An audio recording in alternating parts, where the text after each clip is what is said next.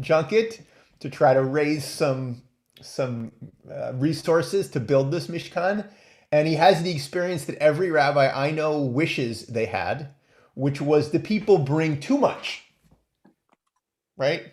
Has never happened in the history of a capital campaign, right? The people bring too much, so much that he has to tell them, lay off and we don't need all this, right? But that's actually not the piece of it we're going to focus on today. There's kind of two pieces of the parsha today that at least I think are interesting and maybe particularly germane in part to sort of where we all are in the world and in our lives today. All right. So I'm going to share my screen. I'll share some text and we'll sort of make our way through this together. All right. Let me just see how to do this so I can still see everybody at the same time. I think this works. Maybe not. Hang on just a second. Shrink the sides. Oh, I can make it bigger for you guys. Yeah, that's a good point. There. Is that better, Jeff? Yeah, but when you shrink the sides on our screen, it pulls up all the pictures of everybody. I shrink the sides on your screen. I'm not sure. I don't think I can shrink them on your screen, but no, I can do it on mine. You oh, yeah, should okay. be able to do it on Yeah, yours. no, I got it. Thank you. No, yeah, I got it worked out on mine. Okay, so here we are, right? Exodus chapter 25. Anybody want to read just a little bit here at the beginning? Thanks, Jeff. Go ahead. The Lord spoke to Moses, saying, "Tell the Israelite people to bring me gifts. You shall accept gifts for me from every person whose heart so moves him. And these are the gifts that you shall accept from them: gold, silver, and copper, blue, purple, and crimson yarns, fine linen, goat's hair, tanned ram skins, dolphin skins, and acacia wood, oil for lighting, spices for anointing oil, and for the aromatic incense, lapis lazuli and other stones for setting, for the ephod and for the breastplate. And let them make me a sanctuary that I may dwell among them." Beautiful. Thank you, thank you, thank you. Right, and that's the last verse there. Vasuli mikdash v'shochanti betocham. Let them build or make me a sanctuary that I may dwell among them. It's for some a well-known kind of phrase that I'm going to kind of focus on for a minute, because I think I don't know, maybe this is my 20th 21st century reading of this. In some ways, I find it to be incredibly uh, not Jewish, or at least antithetical to the way we see Judaism today, right? Some of you know that one of the things I do at the temple is I oversee our and teach a lot our conversion programs, and in non-COVID times, the very first thing in person at the very beginning of the whole program we do is we have a Friday night service together, just our cohort of 20 or 30 folks, and we do it in the sanctuary with everybody seated on the bima, because it's kind of a nice way of making the room feel a little bit more intimate. And that is immediately following a session that we just had about Shabbat and Jewish time and Heschel, which I'll say more about in a minute, and the prioritization or privileging of time over space is what is holy to Jews, and that Jews most generally do not build these big grand cathedrals, is what Heschel says, right? Jews, instead of building sanctuaries in stone, they build sanctuaries in time, right? Namely Shabbat. And then I have to say to them as we're sitting there on the beam in the sanctuary, except for Wilshire Boulevard Temple, right? That sort of, in a way, certainly in modern times, sanctuaries like ours, like some other synagogues, mainly Reform, some conservative, built around the same time, I think in some ways are anathema to this ethic of Judaism, which is that we really do privilege time over space, right? Which I think, I remember now 7 years ago, whatever it was, when we reopened the sanctuary after it was closed for 2 years for renovation. And, we had this, many were there. We had this large event in September where we had the mayor there and a bunch of city leaders and interfaith folks. And it was a beautiful, beautiful event. And Burt Bacharach, brought the whole thing home. And I was giving a tour to some of my non-Jewish clergy colleagues from the neighborhood a few weeks before of the refurbished sanctuary. And one of them said to me, Bo, like, I know this is the wrong word, but are you guys going to do something to like christen or rechristen the room? And I said, no. Like, we'll figure out some blessing to say, probably the Shechianu, right? Um, but no, because at the end of the day, it it's really just a room, right? Which is why there was a very real conversation about like, do we keep this or do we sell it and let it become something else, right? As historic as that space is, it's the third home of the synagogue. The first two are long gone, right? Whereas in many other religious traditions, you know, the bricks themselves are holy. And thus that space, the physical space, can never be something other than what it is, right? It is literally God's house. So back to the Torah portion, right? I think, granted, we practice a very different kind of rabbinic Judaism than what exists in the Torah, but this is a very different, I think, kind of notion of the importance of space. Merle, I see you chomping at the bit. So I'm laughing at what you're saying because years ago, a congregation here in Scottsdale, Phoenix, just had a huge campaign to redo their sanctuary, which really seriously needed redoing. And they followed this to the T in the sense of color-wise and some materials. Obviously, down to the dolphin skins. Well, they didn't. I was going to say they didn't go quite that far, but they would have if they could have. And when they had their opening Shabbat after the remodeling, people were so offended that they couldn't stand the way it looked. And people were like, they walked in and they were just people that I've never heard. I mean, I was there. People that I've never heard say a word were just like foaming at the mouth that how could you do anything this awful? And the people that donated it said, well, but this is what Torah says to do. And everybody was kind of standing there saying, not to this degree. We're not supposed to be ostentatious. And that's what it came down to, that when they rebuilt the sanctuary another time, it was way more calming and less in the minds of most of these people, way less offensive. Well, it also begs, and yeah, I think the ostentatious and the kind of gaudy nature of it, but it also, begs the question. Many of us know, right, that you can have as Jews, we can have a prayer service anywhere. You can have it in a field, you can have it on the beach, you can have it, in a parking lot, you can have it in a church, right? Merle remembers very well spending a weekend with me in Yuma, Arizona, when I was a student rabbi at a student pulpit. They rented space from this Vakakta church that had like air conditioning that didn't work, and it was 120 degrees all the time. It made no difference. But it was services. Right. It didn't matter where we were, how dressed, what people bought for dinner that night. Right. And I already knew you were phenomenal, but it was such a wonderful feeling to see all these people. Nobody cared where they were. Go to any convention of Jews, whether it's a rabbinic convention or lay people, whatever, right?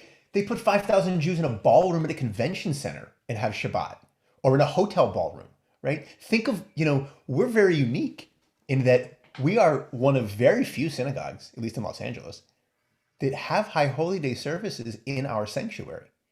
Most synagogues, sanctuaries cannot accommodate the number of members they have.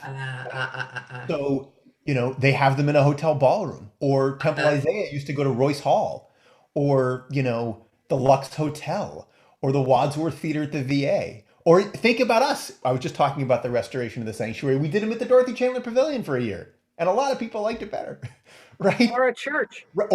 Right? Years ago, Merle, you might remember, we used to do them in Emmanuel Prez, and we did them at the Wiltern for a long time. And we're probably going to do some services in the Audrey Ermers Pavilion when it's done. So all of that is just grossly belaboring the point of, so what's the point? So what's the point of building these sanctuaries? Why is the Torah asking us to do it? What does it matter? Or does it?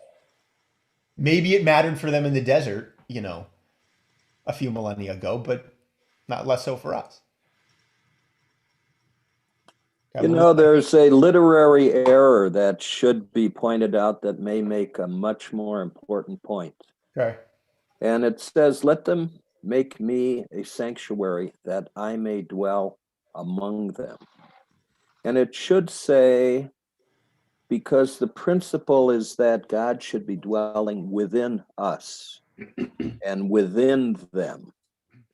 And that seems to be lost in the translation and in the purpose of the entire process. So Jeff, exactly. I couldn't pay for a better segue, right? I don't think it's a literary error. I think that's the point.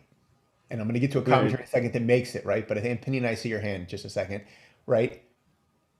It does not say, let them make me a sanctuary that I may dwell in it, right? It's that I may dwell, you could argue Betocham is in them, right? Not even among them, in them, right? We're going to skip Rashi's commentary because it's less relevant, right?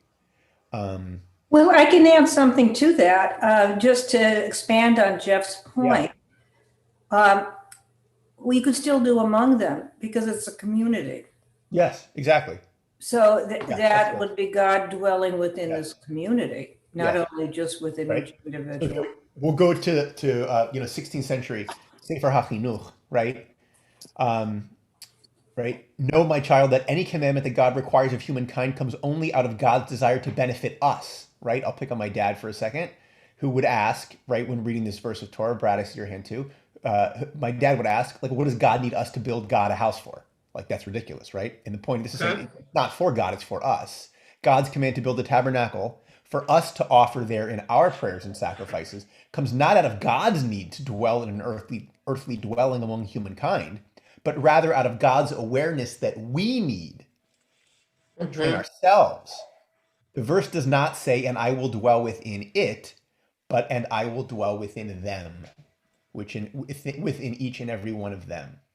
I'm going to pick up a few questions here. Penina and then Brad. Okay, can you hear me? Yes. Okay, I think we have to consider where they came from when the Bet HaMikdash first, where they gave, where were they given the instructions? They just came out of a place where people were taught to be afraid of fire and all kind of supposedly magic things, and they were all at supposedly a house of worship. And this is how God was presented to them before they came out of Egypt, through fear and through something that was actual, not just spiritual. And in order for the temple to take hold, or kind of help them accept the idea that God is with them, they needed maybe at that time another symbol that will be familiar to them to accept it. And then the change was the word, and I shall dwell among you, among the people. In other words, that was the difference. That was supposed to be separating them from the rest of the nations. That I'm with you, whether or not you have the building or you're not. Yep. But in order to start with familiarity, so they should be willing, maybe the idea of showing them something that they were familiar with was a good start. Then it became maybe a necessity because of weather, because of all kinds of things. We don't know. But in the beginning, emotionally, they needed to rely on something that was familiar. And to your point about putting into your point about weather, actually, I think we should not discount, particularly for the Mishkan, right? This was the camp's gathering place, as they wandered. Brad, and then David, I see your hand too, and then Jeff, I'll get to you.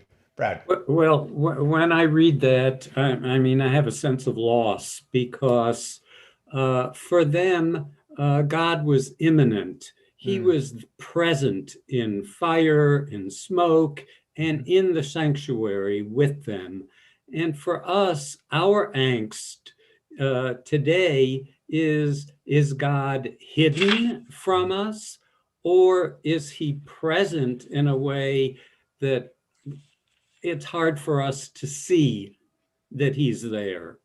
So it's so much more difficult for us today with a God who is not necessarily immanent. Absolutely. And I would say I think it's the latter. I think it's less that God is hidden and more that we maybe are less. You're not attuned. looking for him. Yeah, we are less attuned to that frequency perhaps than our ancestors were. And I'm going to save my last thought on that for the end because it's going to be my closing thought there. So you'll bear with me, Brad. David and then Jeff. You asked before, what's the point? And I think the question was, what's the point of maybe having a very nice sanctuary where you can really pray anywhere, as Merle says, in some non-air conditioned place in the heat of, Arizona. However, we're human and we look at things materially. And I don't know that Wilshire Boulevard Temple would like to have a warehouse in the industrial section in downtown LA and schlep over there. It doesn't really matter where it is, but having something, and certainly not necessarily ostentatious, it doesn't have to be, but a nice place that transforms us maybe from the mundane into something special.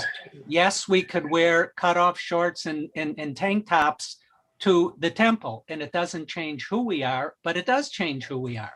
We show respect for certain things. And I think that having the sanctuary is a special place. I think that's what the reason is that the Torah provides for that.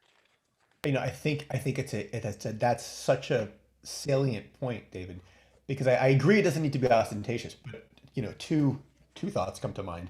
One, just to speak specifically about the sanctuary, its architecture is deliberately designed in such a way to evoke certain feelings in a human being who walks into the space, right? It is designed, as are many cathedrals, to make the person walking in feel small, right? It's 11 stories, but because of the octagonal coffers that get smaller as you make your way up to the oculus, it looks like it's 22 stories, right? The idea is to make someone, to evoke humility in someone, to make someone realize that there is something, in the universe, which is bigger than they are.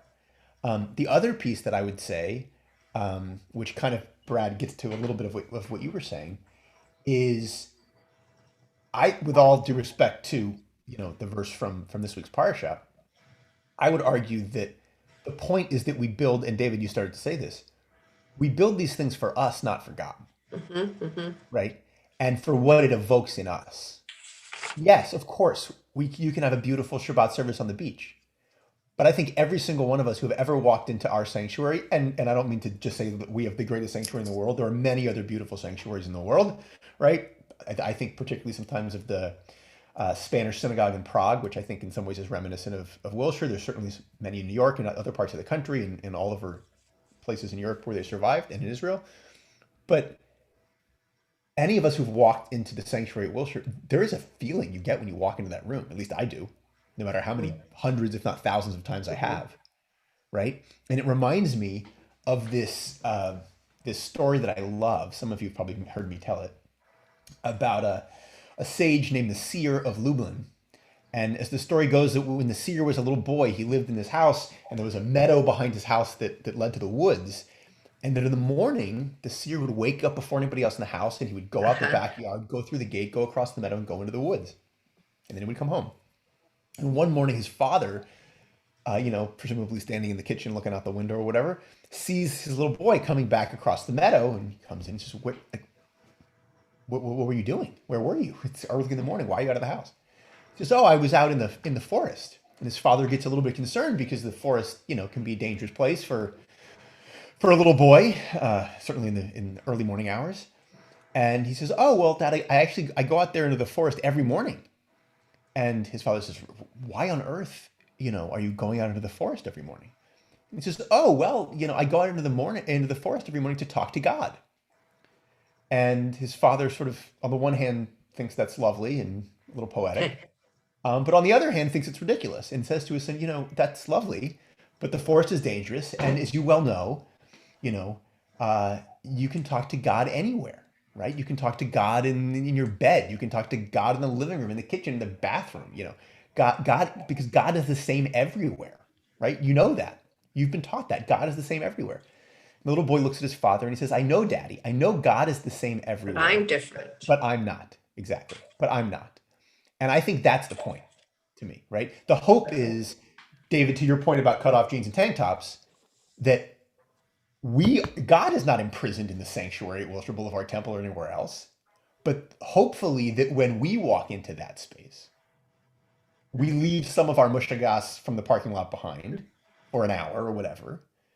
And I almost think of the room and the space as a tool to help move us into a place where we can create the space, to your point, Brad, to hear God, to feel God's presence for a few moments, right? That the space is for us. We build these sanctuaries so that we can create the opportunity for God to dwell within us, not within the room.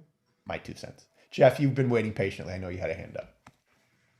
Let me give you a different picture of this particular point in the Torah story. Please. The golden calf has destroyed much of the population, and they are totally disunited and disorganized. So what does a good social planner do? He takes a project large enough to involve the entire population and refocus their behaviors in the direction that's wanted or needed. Mm-hmm. And yet here they have not only donated, they've built this beautiful sanctuary that they carry in the desert, and yet they're interdicted from even entering this tabernacle. Only the Kohen Gadol or the Levites can work in and or around the sanctuary. So there's no really involvement, it seems, other than as an object for the entire people. So that though God may dwell in this structure, he doesn't dwell within the people. And the people don't dwell within the structure or come close to God for fear of instant death, according to the story.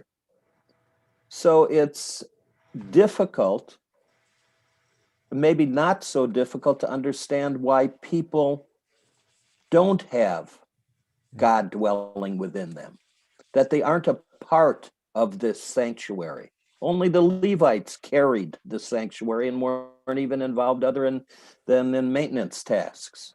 But the people were definitely interdicted from even approaching near.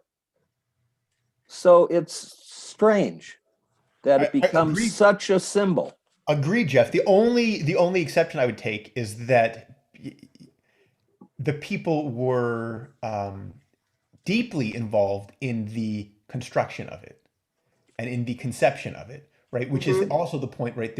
That everyone contributed and that in some way felt like, whether or not they were in it on a daily basis because the Kohanim and the Leviim were doing it, that each person felt like they had given something to be a part of it, which, just to belabor the point of capital campaigns, I think is a challenge in contemporary times, because people feel like, unless they can write a 6 or 7 figure check, it doesn't matter.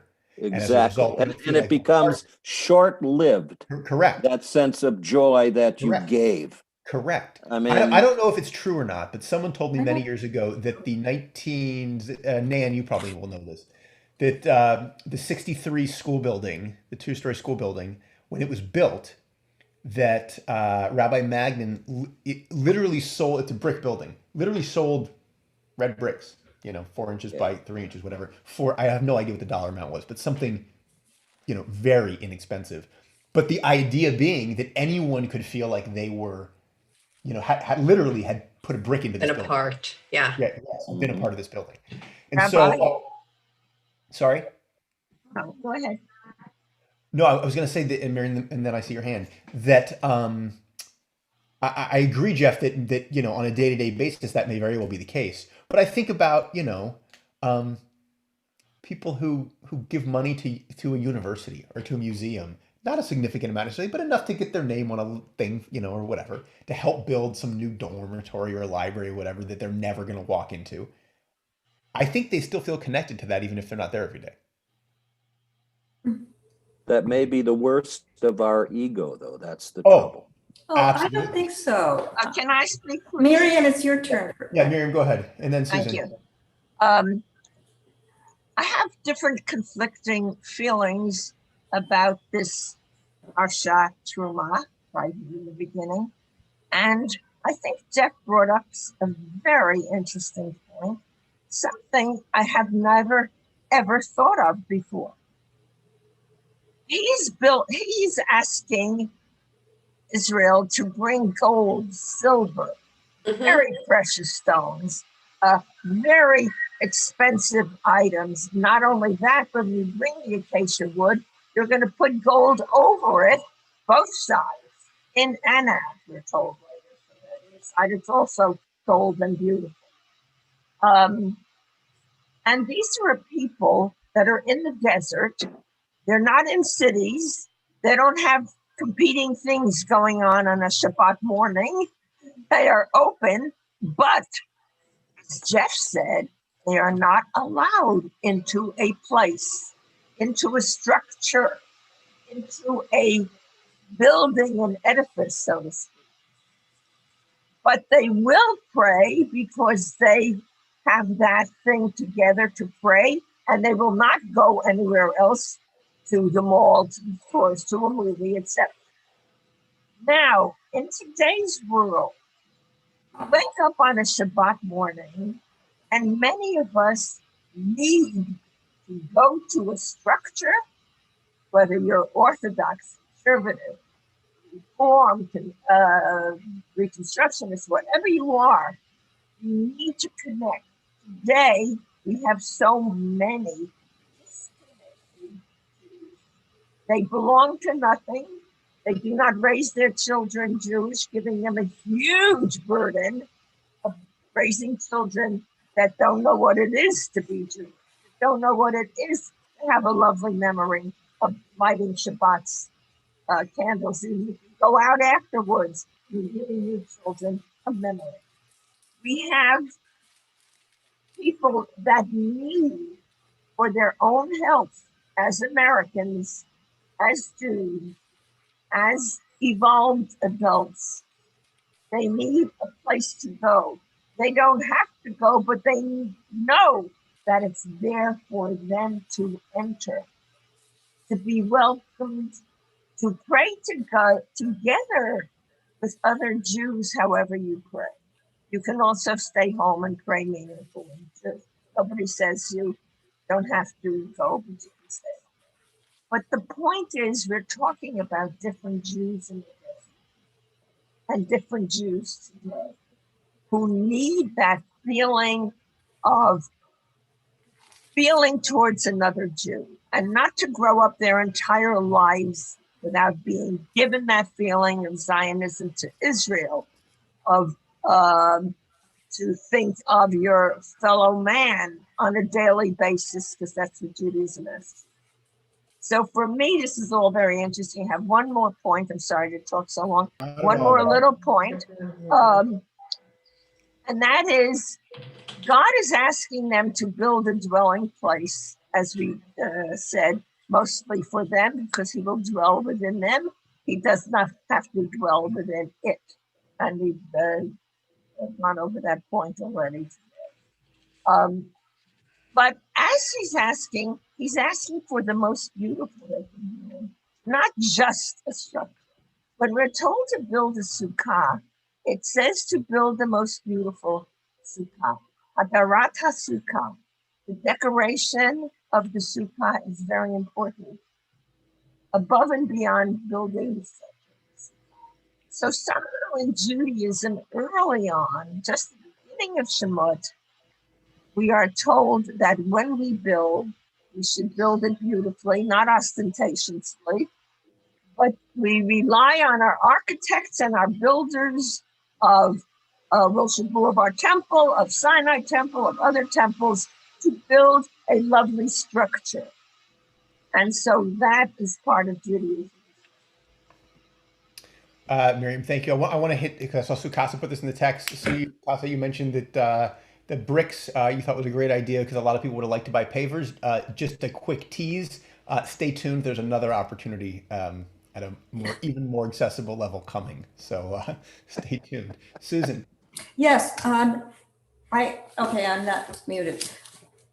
I take exception with they soon forget that they donated. That Yeah. certainly hasn't been true of me, and I know some other people. Every time I go someplace where I know I've donated to another temple, and I don't even belong there, but if I go there, To even if I another don't, temple? You donated to another temple? How dare you? my daughter went to day school at Okay, Steve fine. Wilshire Boulevard didn't have a day school. I know. And that's why I got on the committee, because I thought it was very important. Anyway, I feel like I gave to this temple, or I gave to this, and to Wilshire Boulevard too, but I think there is some gratification. Then the other thing is we're talking about all of these, the gold and the lapis lazuli. Is that in the desert? I'm looking at Etz Chaim, and they have a diagram in the back of the Mishkan, but it's anything but ornate. It's very, very simple. It's a tent, and the accoutrements that are shown there are, you have Etz Chaim for the structure of the tent? I don't at home. It's about as simple as you could get. So what are we talking about? I mean, he had Bezalel. I'm confused in terms of time and orientation. Bezalel was commissioned to do the beautiful artwork. But was it in the desert, or is this for settlement afterwards? Whereas the desert has a portable ark that they carried with them and hardly have thousands of jewels and stuff on it. The jewels were only for the ephod of the high priest. They weren't decorating the Mishkan itself. Okay, but the gold and the silver and all that. Now I got it for the ark that they carried. Yeah. And the candelabras and different coatings. We're going to get to the candelabras in a second. My understanding, Susan, has always been that it is the desert. I'm not familiar with the diagram. I have to dig a little deeper, but because the question always comes up, where did they get dolphin skins from in the desert? Or, by the way, where did they get all the jewels and all the gold, right? And there's a whole, which we'll talk about another time, this whole idea that they borrowed, took them, what have you, stole them from the Egyptians prior to leaving Egypt. So my understanding has always been that what this is, for the construction of the Mishkan. I could be mistaken, and I will double check, but that's always been at least my reading of it. Well, it has mine too, until I now look while in this discussion, while I'm looking at the accoutrement there and the floor plan here, which has a very simple tent in the center, and then the place of offerings, which could hardly be an elaborate sanctuary.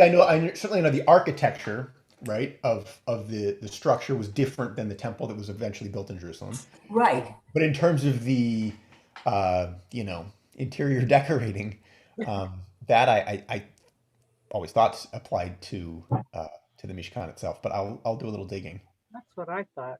Each of the 20-foot panels that made up the sides of the Mishkan weighed, I once calculated, somewhere between 800 and 1,000 pounds. And when Moses finally sets up all the pieces, takes it down, and then reassembles it, there's no way a man picks up 1,000-pound pieces, 20 different panels, and puts the entire structure together. We're talking belief here. Right. We're not talking about reading facts. We're talking about belief. Correct. That this is organically possible. So I'm going to push this a little further, since it just got mentioned. The candelabras, the Menorot, because I think that's another piece of this parsha which I think is particularly interesting personally. So somebody want to read for us here a little further? You shall make a lampstand of pure gold. The lampstand shall be made of hammered wood work. Its base and its shaft, its cups and calyxes, and petals should be of one piece. 6 branches shall issue from its side, 3 branches from one side of the lampstand and 3 branches from the other side of the lampstand. On one branch there shall be 3 cups shaped like almond blossoms, each with calyx and petals. And on the next branch there should be 3 cups shaped like apple blossoms, each with calyx and petals. So for all 6 branches issuing from the lampstand, and on the lampstand itself, there shall be 4 cups shaped like almond blossoms, each with a calyx and petals. A calyx of one piece with it under a pair of branches, and a calyx of one piece with it under the second pair of branches, and a calyx of one piece with it under the last pair of branches. This is really detailed and over and over. So for all 6 branches issuing from the lampstand, their calyxes and their stems shall be of one piece with it, the whole of it a single hammered piece of pure gold. Make it 7 lamps. The lamps shall be so mounted as to give the light on its front side, and its tongs and fire pans of pure gold. It shall be made with all these furnishings out of the talent of pure gold. Note well and follow the patterns for them that are being shown you on the mountain. Thank you. So, despite being that detailed and in some places redundant, I think that still begs the question, so what did it actually look like? Right? Barbara. Well, so, couple, we're going to get visual here for a second. Menorah. Well, yes, but I mean, we have the benefit of modernity in terms of what we think a menorah ought to look like. But based on what was articulated, is that what it should look like? So, right, and the menorah, many of us know, is in some ways more than the Star of David, the symbol of the Jewish people, central image on the official seal of the state of Israel, city of Jerusalem as well. So this is, right, so many have probably seen this, right, Arch of Titus on the Palatine Hill in Rome.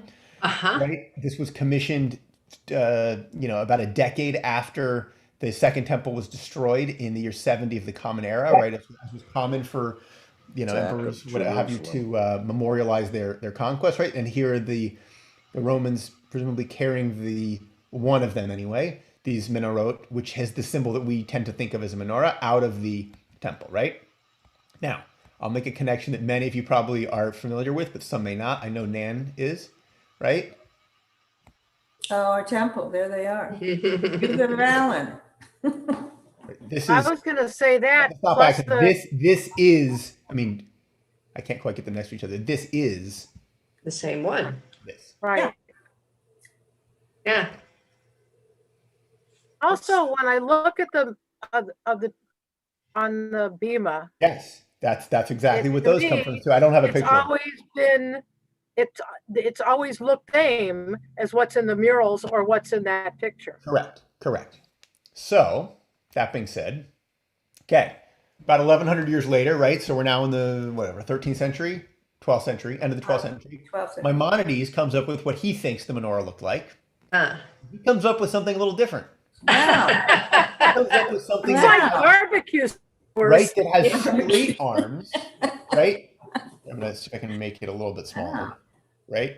Something that has straight arms, right, rather than these branches. Well, Rabbi, it didn't say that the arms should be curved. Correct. That's right. And that's funny. It's like they always have curved arms. Well, yes and no, right? I mean, today you can, at least for Hanukkah, right? You can buy a Hanukkah that looks like. Oh, no, but I'm talking about a menorah. Yes, right? Yeah. I mean, it doesn't have to be, but you generally see them always with curved arms. Where do you see a description? Because a Hanukkah is different totally from a menorah. We have no description of that. Correct. So how could this be all those petals and calyxes? I mean, this is like an early abstraction, if that's the case. Too botanical. Right. So we're going to keep going, right? I'll make it bigger again. Well, so Rashi, okay. So Rashi gives us a little bit of what it should look like, right? Rashi says 6 branches shall go out of its sides, on each side extending diagonally. Okay. on high up to the level of the candlestick proper. In other words, the middle branch. They came out from the middle branch, one above the other, the lowest being the longest, that above it being shorter than it, and the upper one being even shorter than that, for the height of their tops was to be the same as the height of each of the middle branch. The seventh, the central one, from which the other 6 branches came out. So that supports this. Yes. Right. Rashi, more or less, is in the same camp as Maimonides, right? That they come out at a diagonal angle. So did Maimonides read Rashi? Because I don't know that he would admit it, but probably. Yeah, Rashi's. Sorry, Can other way you around. pour that picture Rashi again would have for found 1 minute? Maimonides. Rashi's. No, Rashi was before. Rashi's before Maimonides. Yes. I meant to say. That's what I meant to say. Rashi. Maimonides most likely read Rashi. Yeah, I mean, I would guess, right? Now, I can't figure out on that picture where you'd put the candle. Well, remember we're talking They'd oil. all be going out on an We're angle. talking oil. This maybe looks Well, more that's like true. more like shish kebabs, but Yeah, But that's what I said. But these 3, well, I guess they're all on an angle that you could put oil in it. Okay. yeah. So one more little image here. So this, so these are fragments from something called the Burnt House, which is a excavation in Jerusalem, right? That has been, that people think was set on fire during the time of the destruction of the temple in the year 70, right? And this is an image of a menorah that's there in the house, in the remnants, that looks far more like what we are used to. That is theoretically, contemporaneous from the time that this actually stood, in the temple down the street. So supports Titus a little more than Rashi, right? I mean, than Rashi or Rambam. I mean, it would stand to reason, I would imagine, that a decade after they carried these things out of the temple in Jerusalem, that the victors would be able to more or less accurately depict what was there that they took. Right? Yeah, Miriam. And it's interesting that the Chabad, I think they still do it, but every Hanukkah, they lit a menorah in Beverly Hills Park. Yeah. And it was shaped, really, it's still shaped like that. Like the Rashi Rambam one, and not like the one at the Knesset. And they chose that. They chose that symbol. They did not choose the other. So I have no idea. However, I would agree with Jeff's earlier point that a Hanukkah is a horse of a slightly different color. And I have no idea, but it would not surprise me if those large Hanukkahot, the Chabad places all over the place, that all kind of have are angular in that way. Yes. Are for no other reason than it's simpler construction. That could be. I believe Agam designed all of them. Yeah. And actually, they are historical if we want to go back to the picture we just saw. Yeah, no, for sure. Right. And Chabad looks to Rambam a great deal. Yes. So, okay, one more point that I think is poetic, and then we'll sort of wrap up. Skipping way ahead in the Torah to the book of Numbers, but where we have another description of the Hanukkah, of the menorah, right? And the instructions to Aaron and his brothers. They're told that when you mount the lamps, let the 7 lamps give light at the front of the lampstand. That was mentioned also in the piece from Exodus that we just read. And then we're told that Aaron mounts them in the front, so that as God commanded Moses, right? And the little drash on that I particularly appreciate, right, is that they were the menorahs in the temple were more or less in a similar way placed, kind of the way they are in the sanctuary, which was at the front of the court where people would gather, right? The front of the court where people would gather. The idea is that the light from these menorahs didn't shine back on the ark or on the high priests or on the Levites, the Kohanim or whatever. The light from the menorahs were oriented such that their light shined on the people. And I think that strikes a similar chord, perhaps, to where we started with this idea that the sanctuary is about, God dwelling within us, not within the space, right? That in both cases, this is about bringing, hopefully, even if it's hard to find at times, Brad, the light and presence of that which is greater than we into ourselves. And it's about the people more than it is about, God. Yeah, Nan. Okay, can I digress and talk You can talk about whatever you want. Okay, first thing, I wanted to, I forgot who said this, but I think David said it. But when I first moved out here and I went to Temple as a college student, I was shocked to see kids come in blue jeans. I mean, I was really, and then by the end of the service, I thought, but they're here. I mean, I did a 180 inside of one service. The other thing I wanted to mention, talking about a house of, the sanctuary and everything, at Wilshire, there was a maintenance person who, bless his soul, is no longer with us. Harry McDermott. Huh? No, Harry McDermott. No. I'm talking recently. Okay. He was absolutely, positively not Jewish. I think he might have even been evangelical. And he would go into our sanctuary when it was dark to meditate. He built so much gestalt in there, and that he would go in there and when it was dark and just meditate. Okay, so after what Miriam said, a lot of young people can't afford to belong to congregations, but if you go to ECAR, even though it's gotten quite pricey now, in the early days, it would fill your soul to see all these young people and the kids are running around. But let's see. Oh, and for Susan, in ancient Egypt, they did not have any fine stones, but they did have lapis lazuli, which can only be found in Afghanistan. They did have feldspar, carnelian, amethyst, but no diamonds, rubies, or sapphires. And let's see.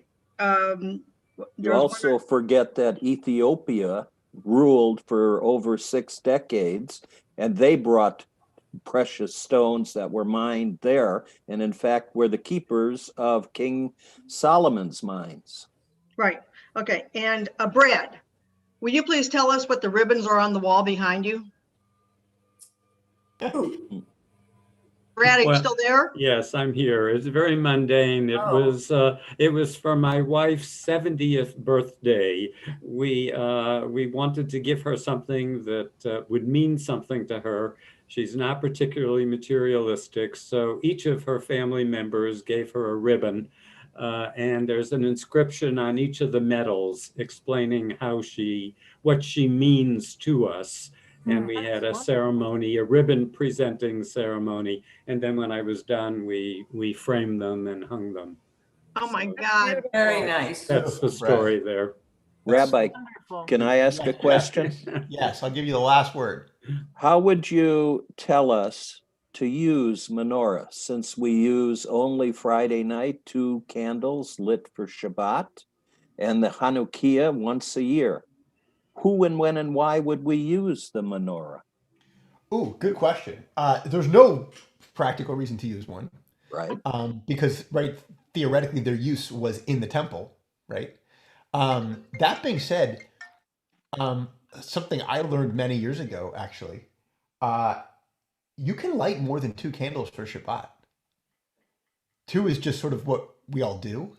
It has to be at least 2, but you could light a 7-candle menorah if you wanted for Shabbat, or, and I learned that many years ago as a kid.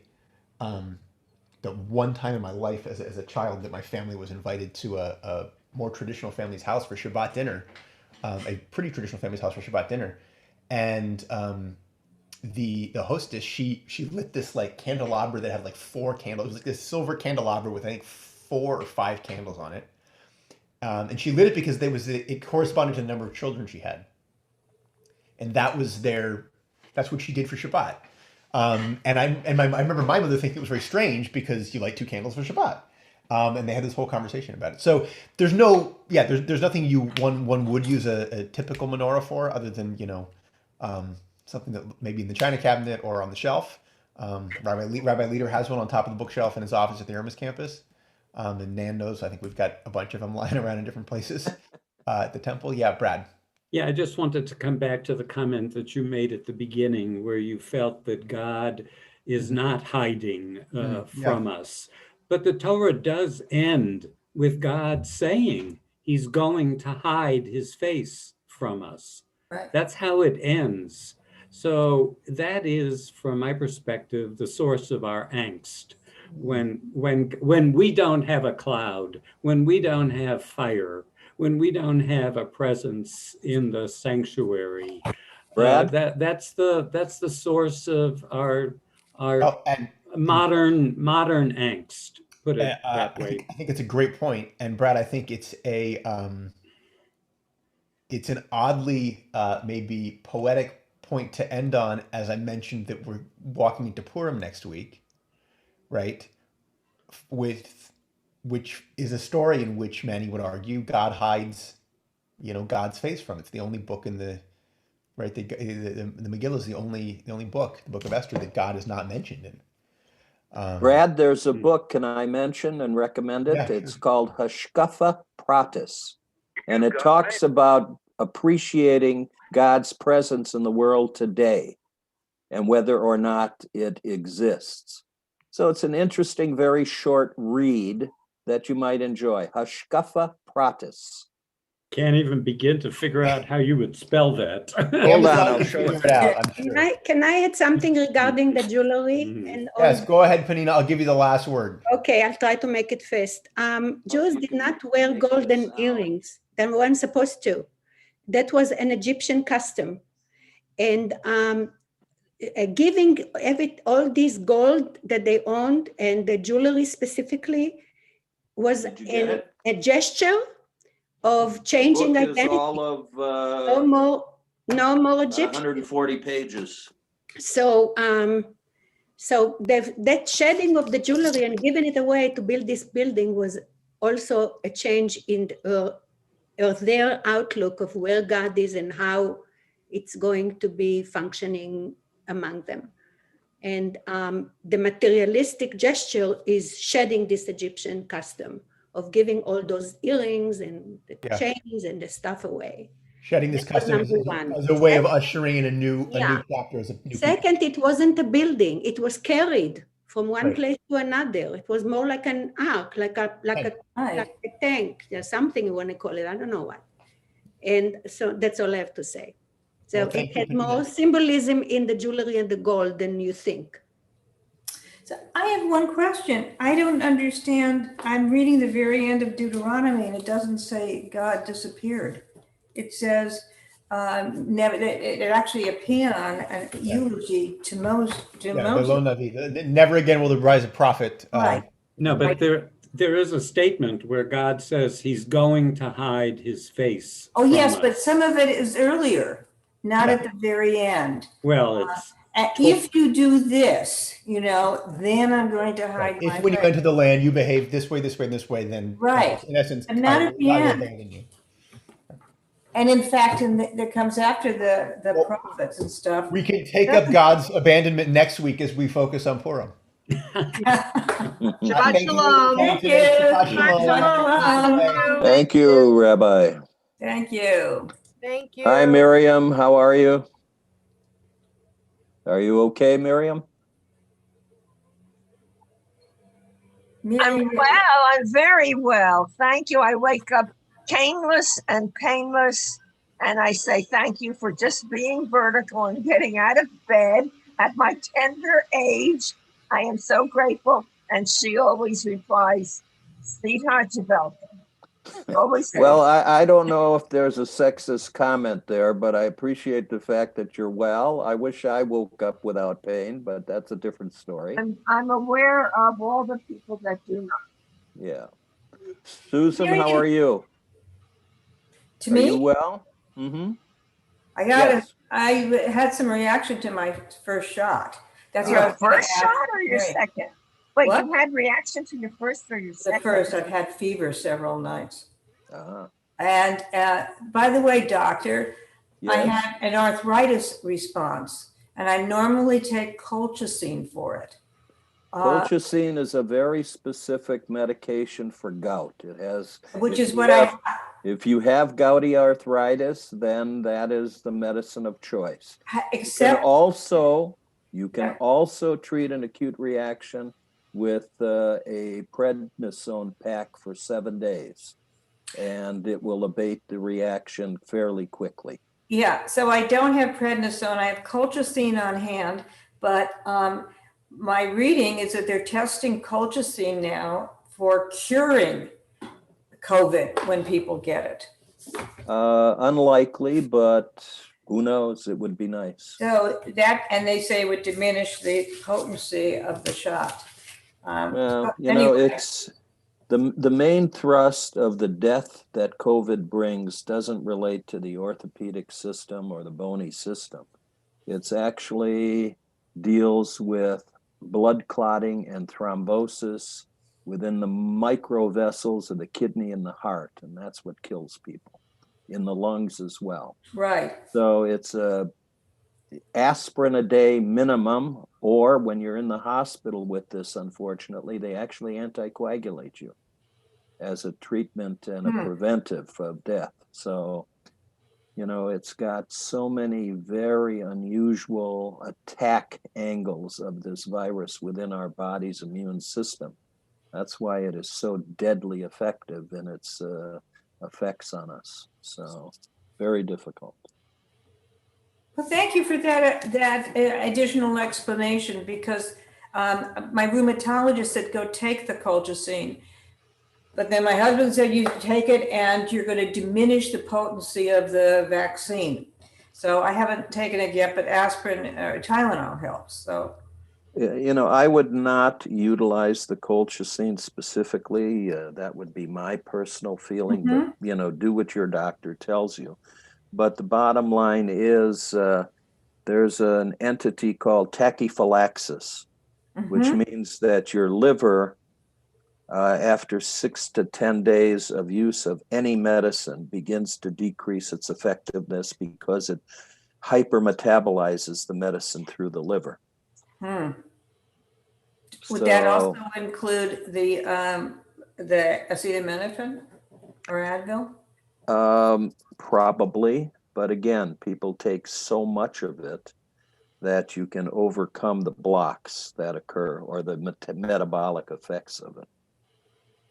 So people overdose medications dreadfully. So it's sometimes hard to know what people are actually taking or whether they're following the directions and usage and timing of taking a medicine and not eating after certain medicines like the diabetic medicines and different elements that you go and complain to your doctor, my medicine isn't working because they're taking it wrong. Yeah. And they're doing all the wrong things. Miriam. Yes, as long as you're speaking medically, which I appreciate your giving us your knowledge. Yes, thank you. We get a bill. Thank you. I'll send an insurance form. Don't worry. Okay, but this is a question.